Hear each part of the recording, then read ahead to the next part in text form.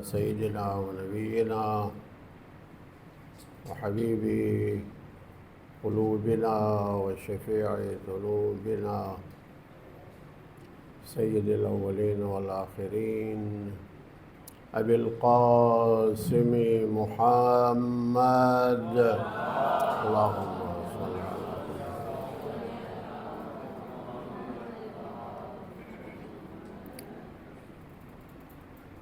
واللعن دائم على أعداء الله وأعدائهم من يوم عداوتهم إلى قيام يوم الدين. أما بعد فقد قال الله تبارك وتعالى في محكم كتابه: وقال الرسول يا رب إن قوم اتخذوا هذا القرآن مهجورا إن هذا القرآن يهدي للتي هي أقوم ويبشر الذين آمنوا وعملوا الصالحات أن لهم أجرا عظيما. صلوات بر محمد.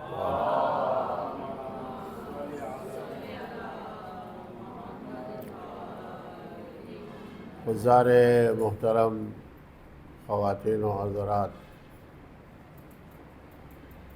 آپ سب کو یہ محفل ان سے قرآن مبارک ہو۔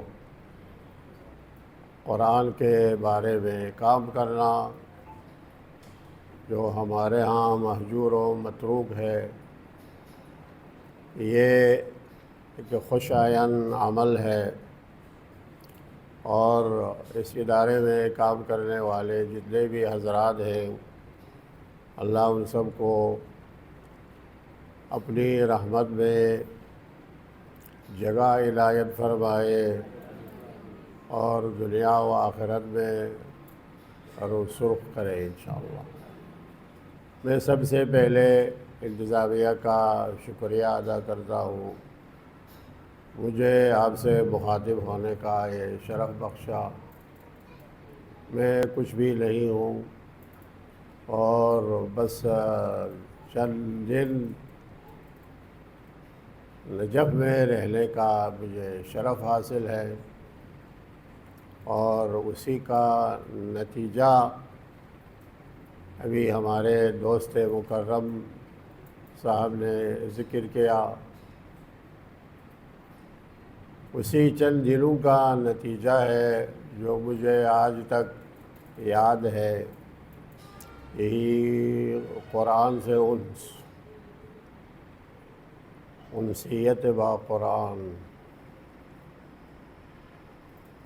میں طالب علمی کے دور میں بھی ہمارے اہل علم حضرات جانتے ہیں، جب میں پرانا نصاب کے حوالے سے معالم الاصول پڑھتا تھا، اس وقت سے میں قرآن کا شاگرد رہا، اس وقت سے، اور آج تک میں پڑھانے اور قرآن سے وابستہ ہوں۔ یہ میں اس لیے عرض کر رہا ہوں تاکہ آپ بھی اس میں حصہ لیں، یہ ایک شخص کی ذات تک محدود نہ رہے۔ ہم کیوں قرآن سے دور ہوتے جاتے ہیں؟ ہمارے رسول اکرم صلی اللہ علیہ وآلہ وسلم نے پوری امت کو دو گران بہا اور قیمتی امانت جو ہے نا چھوڑ کے اس دنیا سے رحلت فرما چکے تھے، ہم نے دونوں کو نظر انداز کیا۔ حدیث ثقلین تو متواتر ہے، انی تارک فیکم ثقلین، سب کو یاد بھی ہے یہ، لیکن ہم نہ قرآن کی طرف آئے اور نہ اہل بیت کی طرف آئے۔ یہ کیوں ہوا؟ دوسروں نے تو کہا کہ حسبنا کتاب اللہ، ان کے پاس پھر نہ قرآن رہا نہ اہل بیت۔ اہل بیت سے تو تعلقات انہوں نے قطع کر دی شروع ہی سے۔ ہمارا دعوت ہم اہل بیت کے ساتھ ہیں، تو ہم اہل بیت کے ساتھ کہاں تک ہیں؟ قصیدوں تک ہے۔ قصیدے پڑھنے، پڑھانے، لکھنے میں تو ہم اہل بیت کے ساتھ ہیں، عملی میدان میں لا الہ الا اللہ ہے بھائی۔ عمدہ ہے عملی میدان میں اہل بیت کے ساتھ ہونا، یعنی ان کے نقش قدم پر چلنا، ان کے فرامین، گفتار، کردار کو اپنانا۔ یہ جب چیز مفقود ہو تو اہل بیت کے ساتھ ہونے کا کیا مطلب ہے بھائی؟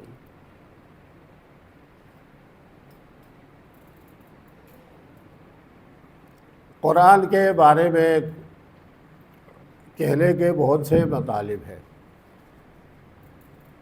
کہ یہ وقت میرے پاس اب محدود ہیں، 11 تک ہے۔ میں اس محدود وقت میں 2 چیزوں کی طرف اشارہ کرنا چاہوں گا۔ مطالب تو بہت ہیں، ایک تو اسی قرآن کے بارے میں، ایک موجودہ حالات کے بارے میں ہے۔ اگر وقت نے اجازت دی، اگر وقت نے اجازت نہیں دی اور جفا کیا تو پھر فی امان اللہ ہے بھائی۔ قرآن کے بارے میں اس آیت کی میں نے تلاوت کی کہ روز قیامت رسول اکرم صلی اللہ علیہ وآلہ وسلم بارگاہ الہی میں شکایت فرمائے، بارگاہ الہی میں۔ یہ قرآنی آیت ہے، کسی ضعیف روایت نہیں ہے، کہ یا رب ان قوم اتخذوا هذا القرآن مہجورا۔ میں نے اتنی مدت زحمت کرتا رہا، میں 13 سال مکہ میں، 10 سال مدینہ، اور ساری جنگیں بھی میں نے لڑی۔ کس کے لیے بھائی؟ تاکہ قرآن کا بول بالا ہو۔ اصلی بنیادی غرض تو یہی تھی نا، قرآن کی حکمرانی ہو، قرآن معاشرے پر نافذ ہو۔ لیکن امت نے، قوم نے اس کے برعکس رفتار کی، اور روز قیامت سب کے خلاف جو ہے نا وہ شکایت فرمائیں گے۔ ان قوم اتخذوا هذا القرآن مہجورا۔ مہجور یعنی متروک۔ میری قوم نے اس قرآن کو متروک کر دیا۔ متروک کرنا ہے، اہل تسنن نے کہا کہ اس سے مراد تو مشرکین ہیں۔ جان چھڑائے بھائی، مشرکین ہیں تو کیا قرآن کو تیر باران کرنے والوں نے کیا قرآن کو ترک نہیں کیا؟ آپ کے ذہن میں ہے نا، قرآن کو سامنے رکھ کے تیر باران کیا اور کہا کہ اذا جئت ربک یوم حشر فقل یا ربی مزقنی الولید۔ یہ ولید ابن عبد الملک نے جو ہے نا قرآن سے وہ کیا، پھال ہمارے یہاں کے اعتبار سے استخارہ کیا، تو آیت نکل آئی اس کے بارے میں کہ یہ جبار عنید ہے، جبار عنید۔ تو وہ خفا ہوا، تو یہ اس کی طرف اشارہ ہے۔ تو اس نے کہا اگر میں جبار عنید ہو تو قرآن کو سامنے رکھا اور تیر باران کرتے ہوئے کہا کہ تم روز قیامت جا کے شکایت کرو کہ میں وہی جبار عنید ہوں۔ تو کیا یہ شخص اس کے خلاف پیغمبر شکایت نہیں کریں گے؟ یہ امت کا وہ ہے بھائی، معمولی انسان نہیں ہے حسب ظاہر، یہ خلیفہ ہے۔ خلیفہ کا رویہ ایسا ہے، فقل یا ربی، ہاں آپ یہ کہہ دو اللہ اپنے پروردگار کے سامنے کہ مزقنی الولید، ولید مجھے جو ہے نا پارا پارا کر دیا، تو اس کے خلاف شکایت نہیں ہوگی۔ بنی عباس بنی امیہ کے درمیان میں جتنی جنگیں ہوئے یہ سب قرآن کے مطابق ہیں، اور باقی جو ہے نا تاریخ جو گواہ ہیں، اب ٹائم نہیں ہے میں ان چیزوں کا تذکرہ کرنے کا بھی۔ تو چاہے مشرکین ہو وہ سر فہرست ہیں، چاہے امت میں سے ہو جو اس قرآن کو پس پش ڈالنے والے لوگ ہیں، سب کے خلاف شکایت۔ اب ہمیں چاہیے اس شکایت سے اپنے آپ کو بچائیں۔ ہم کیسے بچائیں بھائی؟ جتنا توان ہے ہماری، ہم جتنی قدرت رکھتے ہیں، ہم جتنا کر سکتے ہیں، قرآن فہمی، قرآن سمجھی، قرآن کی تطبیق اور قرآن اور معاشرے کے درمیان میں تعلقات مضبوط کرنے کے حوالے سے ہماری کوشش جاری ہونی چاہیے۔ اب کوشش ہم جاری رکھیں گے، اب کامیاب ہونا یا نہ ہونا یہ ہمارا کام نہیں ہے، یہ اللہ پر چھوڑے بھائی، یہ اللہ کے جو نا حصہ ہے، کسی کو کامیاب کرنا کسی کو کامیاب نہ کرنا، البتہ توفیق الہی چاہیے وہاں بھی۔ تو ہم اپنے حصے کا تو کام تو کریں نا، کوشش تو کریں نا۔ اب یہ آپ کا یہ جو محفل ہے آج، اور اس سے پہلے پچھلے سال بھی جو ہے نا مجھے یہاں آنے کا شرف حاصل ہوا تھا، تو یہ خوش آئین ہے، قرآن کی طرف توجہ کر کے قرآن سمجھنا اور سمجھنے کی کوشش کرنا، یہ ہمارے معاشرے میں اس چیز کا فقدان ہے۔ بلکہ اس کے برعکس ہیں، قرآن کا نام سننے کے بعد لوگ فرار ہو جاتے ہیں، قرآن کی نظام سے فرار ہوتے ہیں۔ قرآنی نظام سے فرار ہونے کا نتیجہ آپ خود دیکھ رہے ہیں اس وقت کیا ہے، آپ کے سامنے آپ موجود ہیں۔ یہ قرآن سے دوری کا نتیجہ ہے۔ اگر ہم سب مل کے قرآن جو متمسک ہو جائے، اہل بیت کی تعلیمات پر عمل کریں اور اپنی کوشش جاری رکھے اس معاشرے پر نافذ کرنے کے حوالے سے، تو ہمارا حال یہ نہ ہوتا جو آج کل ہے۔ صرف ایک جمہوریہ اسلامی ایران ہے جو قرآن اور اہل بیت کا جھنڈا اٹھائے ہوئے میدان میں نکلا ہوا ہے، اور اللہ تعالیٰ ان کو ہمیشہ کامیاب کرے، اور الحمدللہ کامیاب ہیں، اور سپر پاور کو بھی ذلیل و خوار کر دیا، اور یہ سب قرآن کے فضل سے۔ میں یہاں سے دوسرا مطلب تو بہت ہے، میں ابھی چھوڑ دیا ہے، لیکن قرآن سمجھی کے بارے میں 4 مرحلے ہیں، ابھی وہ ذکر کرنے کا ٹائم نہیں ہے میرے پاس۔ یہ امام حسین علیہ السلام سے روایت ہے، اللہم صلی اللہ، کہ انسان قرآن سمجھتا ہے یا نہیں سمجھتا۔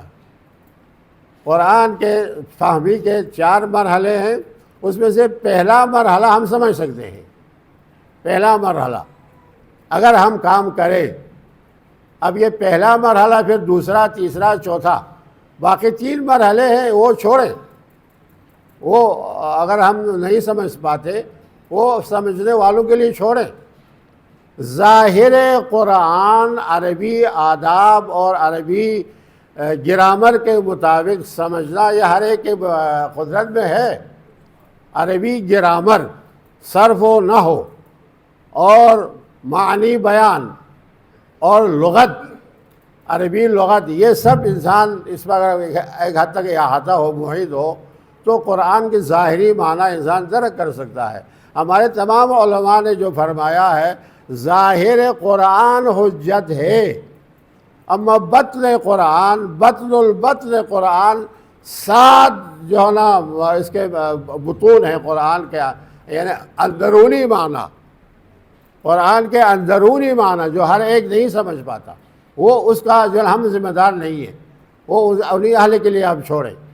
پھر لطائف قرآن بھی ہے، حقائق قرآن بھی ہے، اشارات بھی ہے، اور عوام کے لیے 4 مرحلہ ہے، یہ اپنی جگہ چھوڑیں۔ یہ اس وقت ذکر کرنے کا میرے پاس ٹائم نہیں ہے، اس وجہ سے میں یہ چھوڑ دیا۔ میں یہ حدیث میرے پاس اس وقت جیب میں ہے، یہ حدیث ابھی قوہ حافظہ میں کمزوری آئی ہے، اس وجہ سے حدیث بھی جو ہے نا یاد نہیں رہتی، لیکن اس وجہ سے لکھ کے لایا تھا، تو وہ جیب میں ہے، لیکن ابھی ٹائم نہیں ہے۔ یہ 4 مرحلے ہیں، اس میں سے پہلا مرحلہ ہم سب سمجھ سکتے ہیں۔ یہ کہنا کہ قرآن نہیں سمجھ پاتے، یہ دوسروں کی جو ہے نا ہم کو قرآن سے دور کرنے کا ایک ذریعہ ہے. کیوں نہیں سمجھتا؟ اگر نہیں سمجھ پاتے تو اللہ نے قرآن کیوں نازل کیا؟ کس نے نازل کیا؟ کس کے لیے نازل کیا؟ چائنا والوں کے لیے، انگلینڈ والوں کے لیے، امریکہ والوں کے لیے، یا عرب کنٹریز میں، عرب میں جو ہے نا قرآن نازل ہوا ہے تاکہ عرب لوگ سمجھیں. لیتفقہوا فی الدین ہے، دین جو ہے نا سمجھنے کے لیے سب سے پہلے یہ کہ زبان سے آشنا ہونا ہے. زبان سے آشنا ہو تو پھر انسان ظاہری معنی تو سمجھ سکتا ہے. بہت سے لوگ قرآن سن کے ایمان لائے، اگر یہ نہیں سمجھ پاتے تو کیسے ایمان لائے؟ جنوں نے ایمان لایا، سورہ جن آپ پڑھیں، جنوں نے قرآن سن کے ایمان لایا. اگر وہ کچھ سمجھ میں نہیں آتی تو کیوں ایمان لائے بھائی؟ ابھی مجھے انگلش نہیں آتی، اگر کوئی میرے سامنے انگلش کی 2 کتاب سامنے پڑھ لے، میں کیا سمجھوں بھائی؟ اس سے میں کیا استفادہ کروں؟ اگر اس پڑھائی میں، اس کتاب میں کچھ ایسی چیزیں ہو جو میری سمجھ کے مطابق ہو تو اس وقت انسان فیصلہ کر سکتا ہے کہ کیا کرنا ہے کیا نہیں کرنا ہے. تو جنوں نے یہ مان لایا، باقی بعد میں سارے عرب نے بھی جو ہے نا استسلام کیا، یعنی تسلیم کر لیا کہ ٹھیک ہے قرآن کو جو ہے نا ماننا ہے. اگر سمجھ میں نہیں آتے تو یہ کیوں کیا یہ سب؟ تو قرآن سمجھ میں نہ آنے کی جو بات ہے، یہ ہم کو قرآن سے دور کرنے کا ایک فریب ہے. اب فریب میں نہیں آنا چاہیے، لیکن ہم اپنی حدود میں رہ کے سمجھنا چاہیے. کہ ایسا نہ ہو ہم پہلے مرحلے کے جو کو سمجھتے ہیں تو ہم دوسرے مرحلے میں چلا جائے، تیسرے مرحلے میں چلا جائے، چوتھے مرحلے میں چلا جائے. ایسا نہیں ہو. ہم پہلے مرحلے میں ظاہر قرآن ہم سمجھ سکتے ہیں. یہ پہلا جو حصہ ہے. اب دوسرا حصہ یہ ہے کہ موجودہ حالات کے حوالے سے یہ قرآن کے بارے میں قرآن سمجھنا اور انسان کے ذہن میں یہ مطلب ڈالا گیا ہے، مسلمانوں کے ذہن میں، ہم کچھ بھی نہیں کر سکتے. مسلمانوں کو یہ باور کرایا گیا ہے ہم کچھ نہیں کر سکتے. ہم مصرف کنندہ ہیں. دوسرے لوگ فیکٹری بنائے، کارخانے لگائے اور سب کچھ وہ ایجاد کرے، ہم وہاں سے خرید کے تیل، جس کے بعد تیل ہے، تیل کی قیمت دے کے خرید کے لا کے کھائے پیے. یہ ہمارا کام ہے. ہم کو یہ سمجھایا گیا ہے. امام خمینی قدس سرہ، جس نے ابتدائی انقلاب کے حالات سے واقف ہو، اس کو پتہ ہے امام ہمیشہ اپنے لوگوں سے، کابینہ والوں سے، دوسرے لوگوں سے اور کمانڈروں سے سب کو یہ بتا رہے تھے کہ آپ اگر کچھ کرنا چاہیں تو آپ کر سکتے ہیں. ایسا نہیں کہ ہم نہیں کر سکتے. ہمارے اسلاف نے کیا کیا نہیں کیا، تو وہ جو کر سکتے تھے کہ ہم کیا نہیں کر سکتے.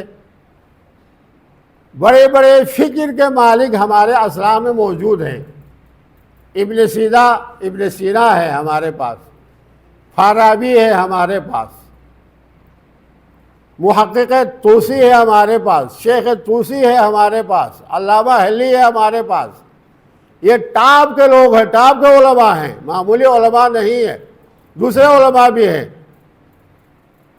تو وہ سب کچھ کر سکتے تھے اپنے حساب سے علمی میدان میں. تو کیا ہم کچھ نہیں کر سکتے؟ امام فرماتے تم کرنا چاہتے ہو کر سکتے ہو. امام کی اس ہدایت کے مطابق ایران نے کام کیا بطور خاص. طب میں یہ چند دن پہلے اخبارات میں جو ہے نا یہ آیا تھا کہ طب میں ایران دوسرے اور تیسرے نمبر پہ پورے جو ہے نا پوری دنیا میں تحقیقات کے لحاظ سے. فزکس میں اتنے نمبر ہیں، فلان موضوع پہ اتنے نمبر ہیں، اور بطور خاص جو آج میرے موضوع سے مربوط ہے، یہ سائنس کے اعتبار سے سائنسدانوں نے، ایرانی سائنسدانوں کو سلام ہو ہمارا، انہوں نے کام کیا۔ محاصرہ تھا، ایران ایک ڈبے کے اندر تھا، محاصرے میں آنا جانا، کچھ خریدنا لانا سب ممنوع، آپ کو پتہ ہے، محاصرے کے اندر ہیں۔ تو اس ڈبے کے اندر رہ کے انہوں نے کیا کیا بھائی؟ تو کر سکتے تھے نا، نہیں کر سکتے تھے؟ امام نے فرمایا تم کر سکتے ہو، انہوں نے کر کے دکھایا۔ اب اسی حالت میں وہ رہ کے اس طریقے سے اسلحہ بنایا، اور اسلحہ ذخیرہ کرنے کے لیے بھی جگہ بنائی۔ یہ سلیمانی وغیرہ ان سب کے جو ہے نا فکری کاوش ہے، بنایا۔ آج تک دنیا کو حیران کر دیا کہ ایران کے بعد اتنا اسلحہ کہاں سے آیا، اور اس حد تک یہ آگے کیسے بڑھے، وہ حیران و پریشان رہ گئے۔ مقصد یہ تھا کہ اگر ہم کرنا چاہیں کر سکتے ہیں، اگر ہم قرآن فہمی کے معاملے بھی کام کرنا چاہیں ہم کر سکتے ہیں۔ ہم صرف پیچھے نہ رہیں کہ ہم کچھ نہیں کر سکتے، نہیں کر سکتے۔ کیوں نہیں کر سکتے ہیں بھائی؟ کر سکتے ہیں، لیکن اپنی حدود میں رہ کے کریں، اپنی حدود میں رہ کر کریں۔ بس ایک اور جملہ، اب ایران نے پوری دنیا کو حیران کر دیا۔ دنیا میں جو لوگ کہتے تھے دو سپر پاور ہے، ایک امریکہ ہے، پوری دنیا کا سپر پاور امریکہ۔ مشرق وسطیٰ میں سپر پاور ہیں اسرائیل۔ اسرائیل نے یہ پہلے بھی جو ہے نا عربوں میں یہ مقولہ پھیلایا تھا کہ قوت لا تقہر، اسرائیل ایسی طاقت ہے جو شکست ناپذیر ہے۔ تو اسرائیل بھی شکست ناپذیر مشرق وسطیٰ میں، امریکہ بھی سپر پاور شکست ناپذیر پوری دنیا میں، لیکن ان دونوں سے مقابلہ ایران سے ہوا اور ایران نے دونوں کو شکست دی۔ یہ کیوں ہوا بھائی؟ کیوں ہوا یہ سر کیا ہے؟ یہ سر قرآن ہے بھائی۔ قرآن سے متمسک رہو تو آپ بھی ایسا کر سکتے ہیں۔ جتنا ہم قرآن سے دور ہو جائیں گے تو ہماری ہویت بھی ختم ہو جائے گی، حیثیت بھی ختم ہو جائے گی، عظمت رفتہ بھی چلی جائے، کچھ بھی نہیں رہے گا ہمارے پاس، غلام ہی غلام بنیں گے۔ تو ان دونوں کو ایران نے سرنگون کر دیا اور سر زیر کر دیا۔ ابھی اسرائیل رو رہا ہے کہ حزب اللہ کے ہاتھ سے، وہ حزب اللہ تنظیم ہے، وہ حکومت نہیں ہے، تنظیم ہے۔ تنظیم کے ہاتھ سے سپر پاور ہے مشرق وسطیٰ میں اسرائیل، ابھی رو رہا ہے کہ یہ حزب اللہ اپنے اسلحہ چھوڑنے والے نہیں، ہم کیا کریں؟ اور اندر سے یہ معلومات آ رہی ہے فوج کے اندر سے اسرائیل کے، اب اسرائیلی فوج تباہ ہونے کو تیار ہے۔ کس کے ذریعے بھائی؟ حزب اللہ کے ذریعے۔ یہ تنظیم ہے، تنظیم۔ اب آخر یہ سوال یہ ہے بھئی یہ سب کس نے کیا؟ ایک حکومت نے، ایک ملک نے، ایران نے کیا یہ کام۔ اسلامی ممالک کی تعداد کتنی ہے؟ 57۔ اگر یہ 57 ملک جمع ہو جائیں اور اسرائیل کے خلاف لڑیں تو کیا یہ لوگ کامیاب نہیں ہوں گے؟ غزہ سے یہ رونے دھونے کی آواز کیا پھر آتی رہے گی؟ نہیں ہے، لیکن یہ نہیں کرتے۔ میں مختصر کروں گا، یہ 57 حکومتوں کی بھی ضرورت نہیں ہے، 4 حکومتیں اگر جمع ہو جائیں کافی ہے۔ پاکستان، ترکیہ، مصر، یہ حکومتیں اگر جمع ہو جائیں، اتحاد کریں اور اسرائیل کے خلاف لڑیں تو یہ بیچارہ فلسطینی غزہ کے جو لوگ ہیں، مظلوم لوگ ہیں، ان کو نجات حاصل ہوگی نہیں ہوگی؟ لیکن یہ نہیں کرتے، کیوں نہیں کرتے؟ یقیناً جواب تو آپ کے پاس ہے نا۔ اس لیے نہیں کرتے، یہ سب امریکہ کے غلام ہیں، چاہے پاکستان ہو، چاہے ترکیہ ہو، چاہے مصر ہو، اور خلیج تو غلام در غلام ہیں، یہ سب امریکہ کے غلام ہیں۔ تو غلامی سے نکلنا کار دارت، کسی کو نمک مل رہا ہے، ادھر سے پیسے مل رہا ہے، کسی کو منصب ہے، کسی کو یہ ہے، کسی کو وہ ہے، تو غلامی سے نکلنا یہ ہر ایک کا کام نہیں ہے۔ یہ ان لوگوں کا کام ہے جو علی کے پیروکار ہوں، جو علی کے پیروکار ہوں۔ ابھی آپ دیکھیں دنیا میں عملی میدان میں ایسا ہوا ہے، جو علی کے پیروکار ہیں عموماً یہی میدان میں ہے اور ظالم سے لڑ رہے ہیں۔ ایران لڑ رہا ہے، حزب اللہ لڑ رہی ہے، اور حشد الشعبی لڑ رہا ہے، اور یمن وہ بھی یزیدی ہیں، وہ یہ لوگ لڑ رہے ہیں۔ باقی سب کہاں ہے؟ مصر بڑا ملک ہے عرب میں، وہ کہاں ہے؟ اب باقی اردن وغیرہ وغیرہ یہ تو چھوٹے چھوٹے ہیں، لیکن ترکیہ بڑا ملک ہے، کدھر ہے؟ پاکستان بڑا ملک ہے، اور ایٹمی ہتھیار بھی ہے، کدھر ہے؟ تماشا دیکھنا ہے بھائی۔ وہ لوگ وہاں مر رہے ہیں، شہید ہو رہے ہیں، غزہ کے لوگ لبنان میں بھی شہید ہو رہے ہیں، ایران میں لوگ شہید ہو رہے ہیں، یہ لوگ یہاں بے حسی کے عالم میں بس دیکھ رہے ہیں، تماشائی بلکہ دیکھ رہے ہیں۔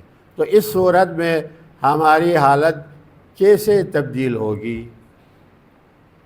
ناممکن ہے ہماری حالت تبدیل ہونا جب تک ہمارے اندر تبدیلی نہ آئے۔ ہمارے اندر تبدیلی آنے کے تقریباً 2 عنصر ہیں۔ ایک یہ ہے کہ غلامی سے نکلنا ہوگا، یہ تو بہت مشکل ہے۔ دوسرا یہ ہے ایک نظریہ ہے، نظریہ یہ من غلب، نحن مع من غلب، یہ بعض لوگوں نے یہ نظریہ شروع سے پیش کیا ہے، ہم اس کے ساتھ ہیں جو غالب آئے، حق کے ساتھ نہیں، غالب آنے والے کے ہم ساتھ ہیں۔ یہ دوسرا نظریہ مسلمانوں میں یہ چھایا ہوا ہے۔ جب تک اس نظریے سے انسان نہ نکلے اور غلامی سے انسان نہ نکلے تو مسلمانوں کی حالت بہتر نہیں ہوگی۔ والسلام علیکم ورحمۃ اللہ وبرکاتہ۔